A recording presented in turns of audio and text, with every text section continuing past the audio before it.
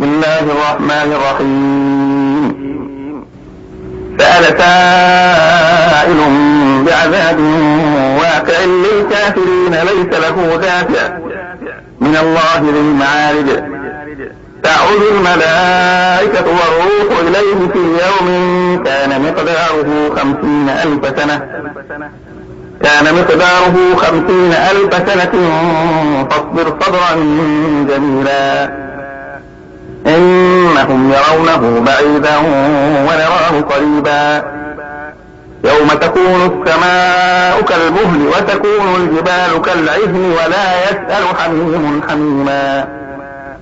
يبصرونهم يود المجرم لو يفتدي من عذاب يومئذ ببنيه وصاحبته وأخيه وفصيلته التي تؤويه ومن في الأرض جميعا ثم ينجيه كلا إنها لظى نزاعة للشوى تدعو من أدبر وتولى وجمع فأوعى. إن الإنسان خلق هلوعا إذا مسه الشر جزوعا وإذا مسه الخير منوعا إلا المصلين الذين هم على صلاتهم دائمون والذين في أموالهم حق معلوم للسائل والمحروم والذين يصدقون بيوم الدين والذين هم من عذاب ربهم مشفقون إن عذاب ربهم غير مأمون.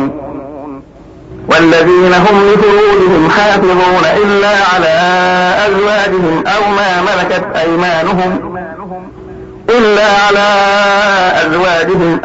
ملكت أيمانهم فإنهم غير ملومين. فمن ابتغى وراء ذلك فأولئك هم العادون.